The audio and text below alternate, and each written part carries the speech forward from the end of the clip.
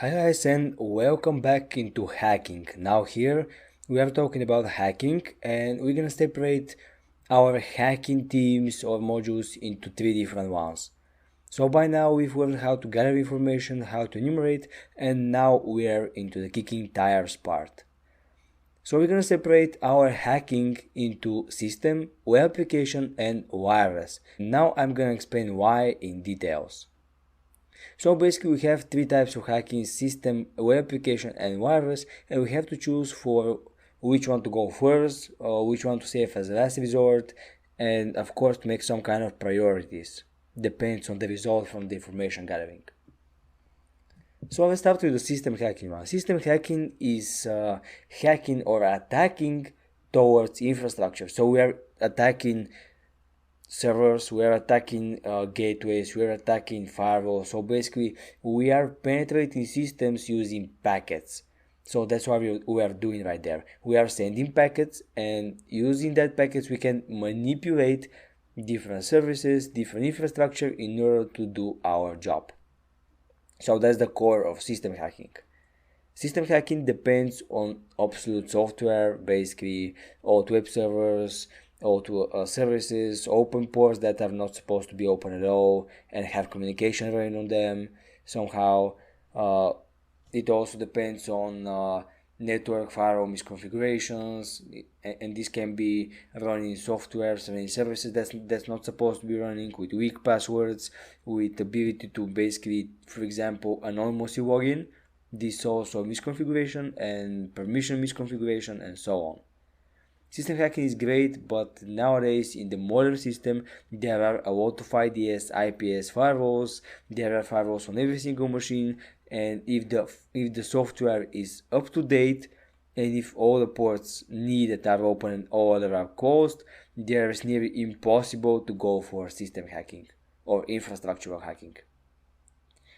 Well, as I said, the worst enemy of system hacking is basically firewall, IDS, and IPS.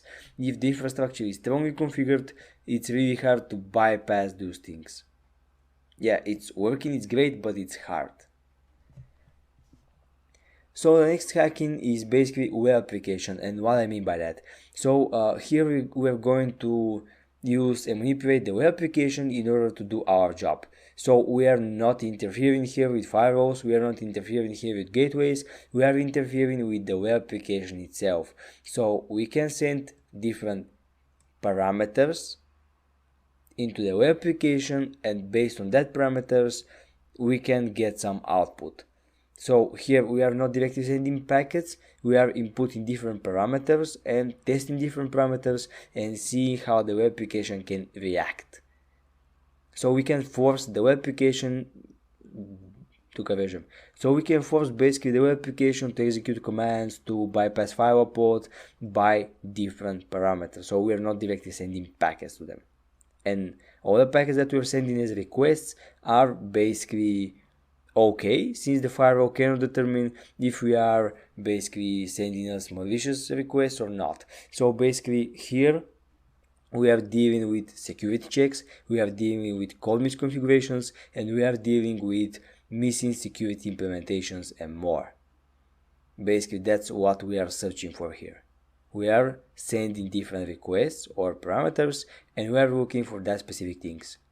Because we have two types of security. We have infrastructural when we're talking about ports, services, and so on, and we are talking about web application security when we have here different security checks, different code. Here we're working with the code itself, and if a security check is missed, this can be a huge vulnerability.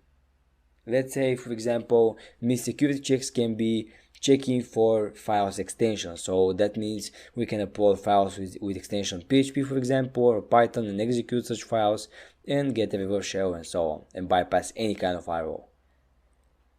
And of course, web application hacking can be more effective because there are more of a chance to be some kind of misconfiguration right there, because code is superior and harder than the infrastructure. Yeah, it is also good to have strong infrastructure and configured, but there is not much thing that you can mistake while talking about infrastructure. We have ports, we have version of software, and we have configuration for every single software. If it has permissions and what permissions, does it allow anonymous login, and of course it should be at the very latest version. So we have security checks, but they are not that much. But when we talk about web application, we have far more security checks.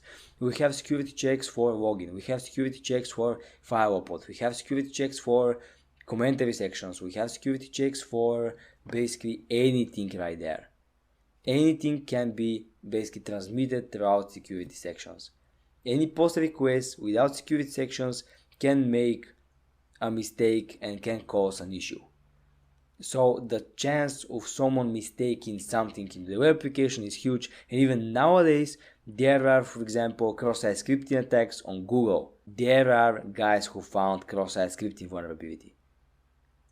So you see, even on Google, even if we're talking about Google, the huge company out there about our search and businesses, is vulnerable to some kind of cross-site scripting attacks. So basically no one is 100% protected. And if the same guys try to basically penetrate the network of Google, I'm not sure they're gonna get any results, since the security of the systems are incredibly high. And that's why nowadays when we're talking about system hacking, we are talking more about social engineering and hacking people. So we're gonna basically talk about it in future modules.